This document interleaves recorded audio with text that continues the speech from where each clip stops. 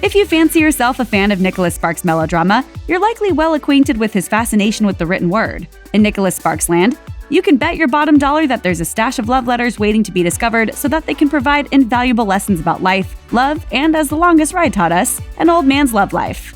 The Longest Ride centers on the modern-day relationship between Luke and Sophia, as well as the decades-old romance between Ira and Ruth, which is set against the backdrop of World War II.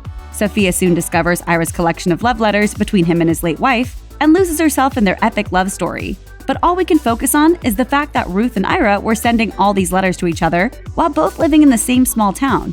Why didn't they just meet up and talk? Maybe we should mail a letter to Sparks to ask him. Keep it. While we're on the subject of The Longest Ride, let's talk about Ira's secret stash of money. Technically, it's actually an assortment of valuable paintings from his personal art collection, but when translated to cold, hard cash, these works of art equal approximately $200 million. Now that's something to write to your neighbor about. As the movie nears its end, Luke and Sophia, who have been broken up for some time, each receive invitations to attend the auction for the recently deceased Ira's estate. In a surprise twist during the auction, it's revealed that Luke has inherited the entirety of Ira's collection. Cut to 1 year later, and suddenly the once estranged Luke and Sophia are now husband and wife. Maybe they found solid middle ground and finally moved past their differences, or maybe the $200 million was enough money to make them forget they ever had differences in the first place. There's lots to remember from A Walk to Remember. There's Mandy Moore's bangs, as well as the crush we all had on Shane West as Landon, the bad boy turned sweetheart, and of course, we can't forget Peter Coyote's strangely unplaceable accent. We're so proud of you. Jamie would have been proud of you too. However, one thing we can't seem to recall happening in this movie is the walk. You know, the one that's right there in the title. Just where is this mysterious walk, and why is it noteworthy? According to Nicholas Sparks' website, the title for the novel came from a line delivered by Landon regarding Jamie walking down the aisle on their wedding day. It was, I remembered thinking, the most difficult walk anyone ever had to make, in every way, a walk to remember. In the novel, Jamie's illness leaves her barely able to walk by the time she weds Landon, and she has to be helped from her wheelchair before walking to exchange vows. But apparently, this wasn't exactly a plot point to remember, as the movie version of Jamie doesn't seem to have any trouble walking toward her soon-to-be husband, and there's no wheelchair in sight on their wedding day. I always wanted to live in a small town, so... Well, you found one. Safe Haven seems typical and formulaic enough. Erin, played by Julianne Hough, escapes from an abusive relationship to a small town, befriends her neighbor Joe, played by Kobe Smulders, and quickly falls in love with single father and widower Alex, played by Josh Duhamel. However, a curveball is thrown at the end of the movie when Alex gives Erin a letter written by his late wife for the woman whom he'd eventually move on with. Included with the letter is a photo of Alex's wife, who's a dead ringer for Joe. We love a twist ending as much as anyone else, but we do have some questions.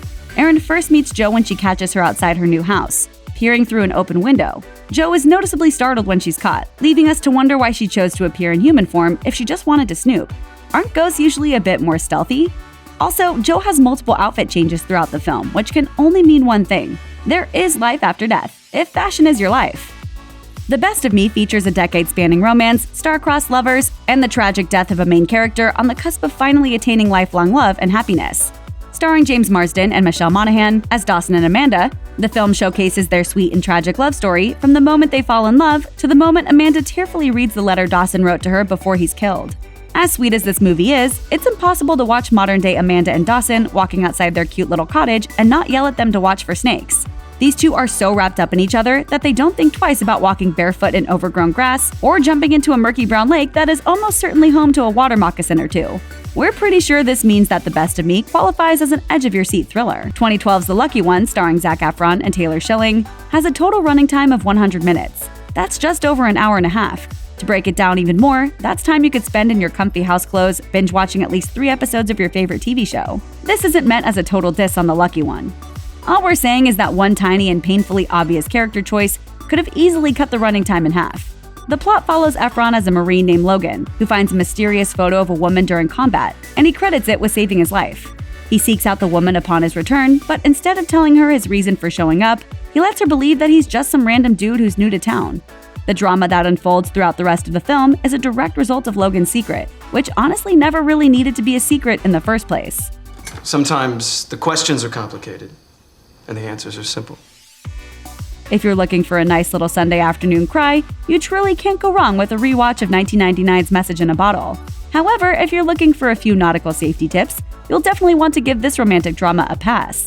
Kevin Costner stars as Garrett, a shipbuilding sailor and widower who finds himself stuck in the throes of grief following the death of his wife. Even if you haven't seen the film, you can probably guess that our sad sailor eventually learns to love once again, thanks to Robin Wright's Teresa. Alas, their budding romance is cut short when Garrett decides to go sailing despite an impending storm, ultimately drowning at sea while rescuing a family. Considering that the movie presents Garrett as an extremely knowledgeable, experienced sailor, we're going to have to call shenanigans here. There's no way he would have set sail straight into a monster storm right after realizing his love for Teresa. This is who I am. This place, this is where I belong. So we'll just choose to believe instead that he actually survived and eventually found his way to some castaway-like island. Before they got married and then separated, Miley Cyrus and Liam Hemsworth first met while auditioning for the lead roles in 2010's The Last Song. And while their on and off journey has been an interesting one to follow, we're still confused about a plot point in the movie that started it all. At the end of The Last Song, Will, played by Hemsworth, tells Ronnie, played by Cyrus, that he's thinking about transferring colleges to be closer to her while she attends Juilliard. You heard she got into Juilliard, right? No. She says she's not going. But Will's not just thinking of maybe transferring to any old school. He's thinking of maybe transferring to Columbia. That's right, he's maybe considering a super competitive, incredibly expensive Ivy League university in Manhattan. While Will is shown to be an intelligent guy with big aspirations, nothing in the movie indicates that he has the academic record or financial ability to leave small-town Georgia and support himself at Columbia. And that's if he even gets in. But judging by Ronnie's reaction at least, she seems to think it's a sure thing. So consider this our official request for a sequel called The Last Song 2, The Ballad of Student Loans. Check out one of our newest videos right here. Plus, even more list videos about your favorite stuff are coming soon. Subscribe to our YouTube channel and hit the bell so you don't miss a single one.